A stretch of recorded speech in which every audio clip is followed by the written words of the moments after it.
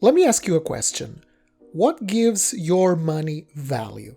I mean, we all know money has value. People do all sorts of stuff in order to acquire it. But what exactly makes this 10 euro note you have on your screen now, or that number on your bank account, have any value that you can exchange for goods and services? 30% of all Americans still believe their dollars are backed by gold.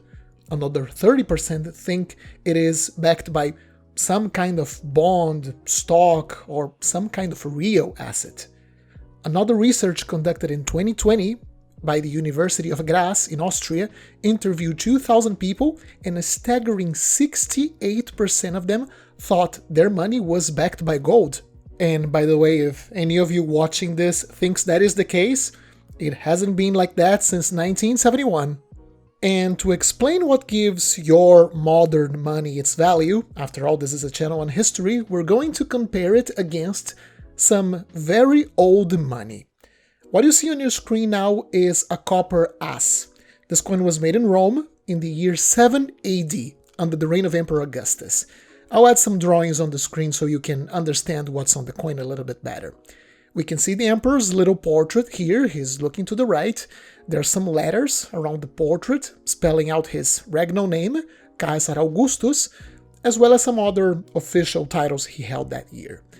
Back then, 16 of these coins could get you 1 silver denarius, a proper precious metal coin. And here's where we have a little bit of a problem. This coin, is made out of copper, 10 grams of copper, give or take. If we were to take 16 of these coins, what you needed to exchange them for a silver denarius, so 160 grams of copper, and compare the cost of that much copper against the denarius, which at that time weighed around 4 grams of silver, the intrinsic value of 160 grams of copper, the metal within these 16 coins, it was worth a fraction of what 4 grams of silver could buy you. Yet, people routinely exchanged denarii for these overvalued copper asses back then, despite this difference in intrinsic value. Why? To understand this, I want us to look at the backside of this ass. Oh my god, I can see the jokes coming in already. Anyways, here we have these 2 huge letters at the center, SC. You will find these letters on all non-precious metal Roman coins. It stands for Senatus Consulto, which means under decree of the Senate. Which decree?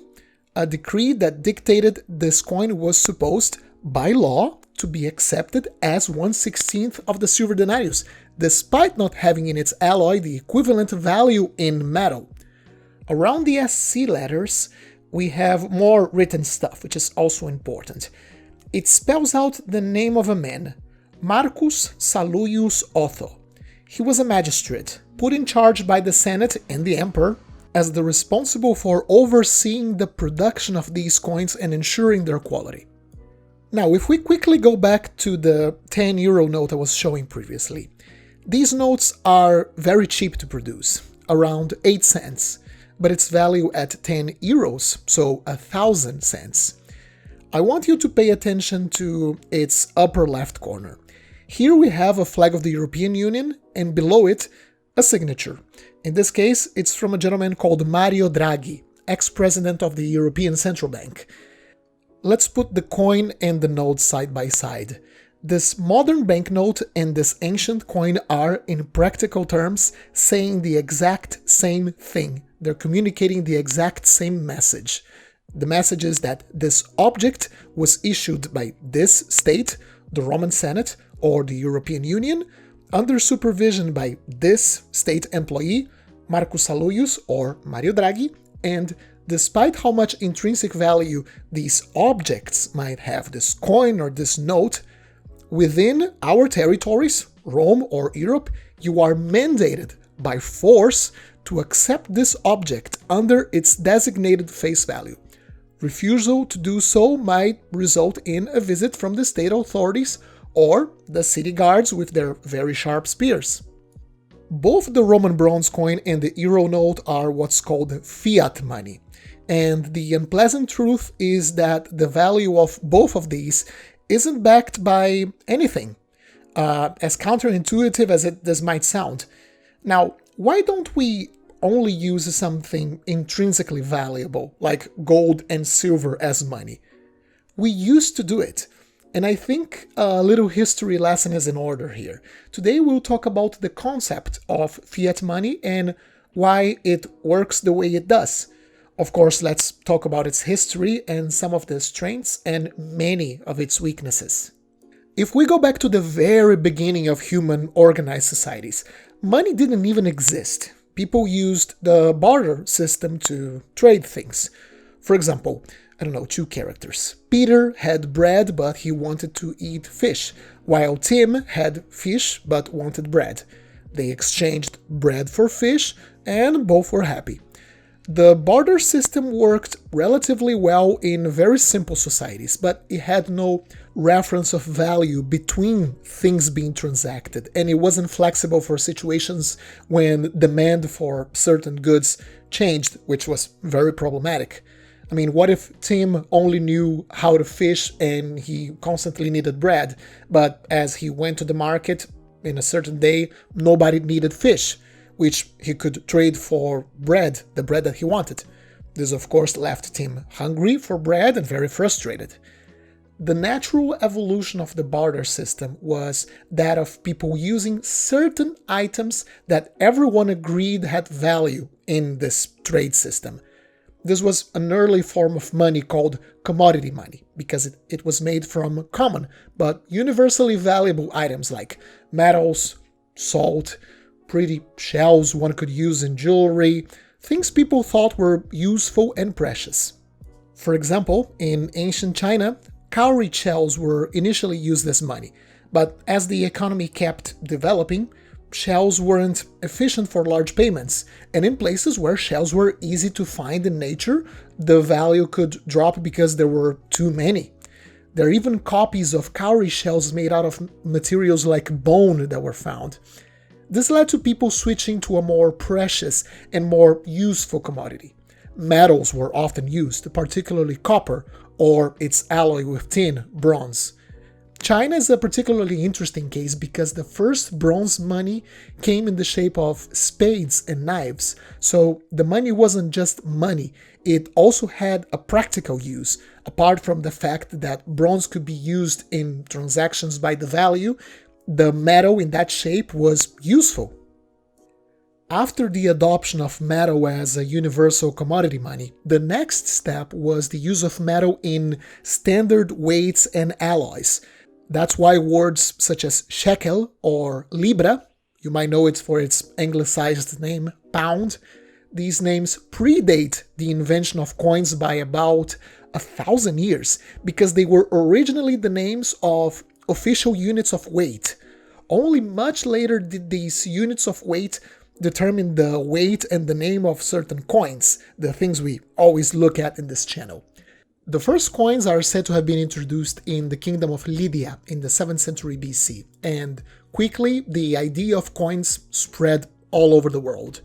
Coins made out of gold, silver, or base metals were a significant evolution to commodity money, as they were easy to carry, more durable, they were made to last, and they could be measured accurately. Around that same time, the issuing of money became a state monopoly.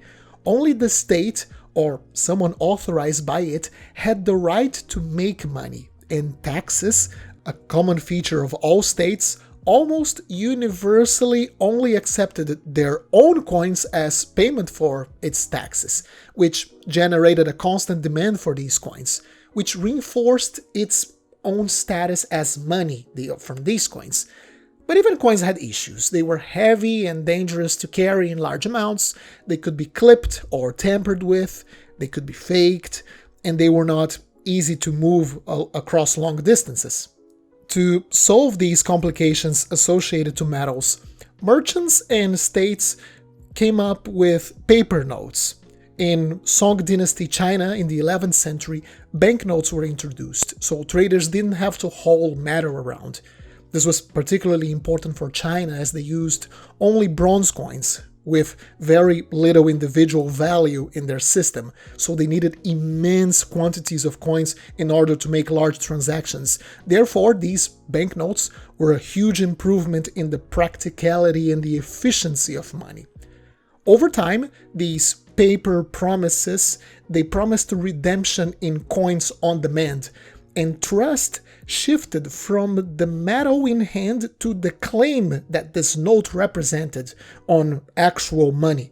Basically, the note became as valuable as the coins it represented, while the coins just stayed in the bank, in a temple or some secure place, as transacting the notes, the bills, was much easier. Later, in places like Europe and the Americas, banks and governments issued notes tied to precious metals at a fixed rate.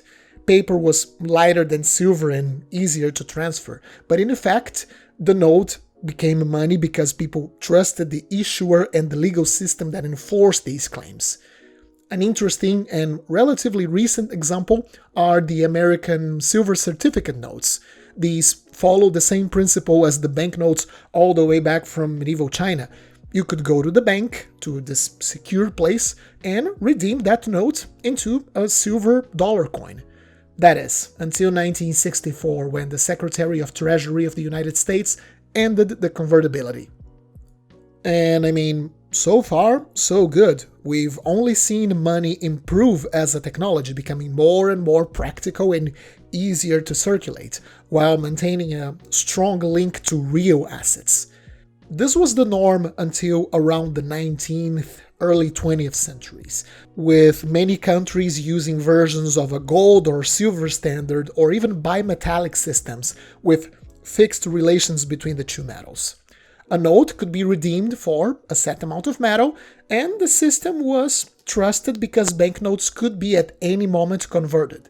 And there was the confidence that the institutions of banks, under the oversight of authorities, could maintain this system working trustworthily, honestly. But the inevitable expansion of the size of states, wars, especially the two world wars, and crises, put an end to this environment of trust. Governments needed funds for armies and later for reconstruction, and they started to issue paper notes in excess to the reserves they had. Some call this fraud, others call it fractional reserve. This increase in the money in circulation led to people beginning to doubt whether every note could really be turned into hard metal coins. After World War I, and again through World War II, most gold and silver-backed systems around the world just broke down, and the convertibility between precious metals and these notes was slowly abandoned. At first, the metal was still there in the banks, backing the circulating money. You just couldn't redeem it, and if it wasn't bad enough, things would soon become worse. The last attempt of a monetary system backed by gold was the Bretton Woods system, instituted by the United States after the end of World War II. In this system, most currencies were pegged to the value of the US dollar, and the dollar was convertible into gold. However, you as a private individual, you couldn't redeem your dollars for gold. That was only possible for official holders like central banks of countries that subscribe to this system. However, there seems to have been at least some link to real assets. And it actually worked for a while. But in the late 1960s, the world held more dollars than the United States could credibly redeem at the promised rate of dollars to gold. It was clear that the US had abused its privilege as the only producer of this world reserve currency. And finally, in 1971, the US suspended gold convertibility. From that point, the dollar, and effectively most world currencies, they became what is known as fiat. To defend the dollar against the speculators, I have directed Secretary Connally to suspend temporarily the convertibility of the dollar into gold or other reserve assets, except in amounts and conditions determined to be in the interest of monetary stability and in the best interest of the United States. And this name, fiat money, is also linked to history. Back in medieval times, when a king published a decree or an order, and it had to be written down and sent to all corners of his kingdom, the text of this decree would end with the word fiat, which in Latin means "may it be done" or "this is my command." And that's exactly the essence of what gives value to all post-1971 currencies. Fiat is ultimately enforced by the facto state within the confines of its territory. It has the exclusivity of issuing money. Another key point is that states have the monopoly of the use of force to mandate this is the only money that will be used by its people. And it can dictate its taxes can only be paid using this money. So in a way, the value of the money nowadays is given by the productivity of all the people that produce value within a country and the things of value that are taxable in this country. It's basically a revival of the king's fiat decree. This piece of paper is worth $1, $5, $10. Fiat, let it be money. That's one of the reasons why, despite all modern monetary systems being backed by nothing, they have vastly different values. As long as the government is stable and strong, the people will trust the government and its power to enforce the value of its money. The United States is a great example of that. It is still the world reserve currency because the US is one of the strongest economies in the world. People continue to trust that the United States government will continue to maintain the value of the US dollar, and it currently maintains it by a mix of the economic power of the US economy and the military might of its executive power and its army. That's why the US dollar is still in demand. On the other hand of this power scale, if you compare it against a country like Brazil, where the government has a long history of manipulating its currency, weaker and corrupt institutions, a taxable population that isn't as productive, and the state itself doesn't have the same capacity of enforcing its sovereignty on its territory, all of that means people will trust the Brazilian currency less, and as a consequence, it will be worth less than the money of more stable nations. Now, to be fair, I need to take a step back and stop just bashing fiat money. It does have a few advantages against monetary systems entirely anchored on precious metals or real finite assets. Considering no one abuses it, a big advantage of fiat systems is that it's cost-effective. Under a gold standard, a central bank needs metal in the vault before issuing notes. With fiat, creating new money is relatively quick and inexpensive, especially nowadays. You just need to click a couple of buttons in a computer. So policymakers have more flexibility. So when the economy slows down due to an unforeseen event, the central banks can expand the monetary supply, forcing the interest rates down. This makes it easier to extend credit to individuals and businesses, and this in turn can help the economy heat up again. This in turn can help make recessions less severe. However, this flexibility in creating money out of thin air is very tempting to those in position of power. The authority of creating money, if it isn't very well controlled, can quickly escalate into issuing too much money, which can lead to inflation or even hyperinflation, which is terrible for an economy, as seen in places like Germany in the 1920s or Venezuela in our current time, where money became meaningless and the economy went into a standstill, as there was no way to save money or to put a price on things. Also, let's not forget the value of fiat money rests entirely on the stability and the trust put on the government that issues this money. If a leader of a country makes poor choices or the country hits some serious crisis, people lose confidence in the money and the currency it creates, so it can drop in value very fast. Currencies backed on gold or other real assets valued by everyone all over the world, this provides a type of safety net against these confidence shocks.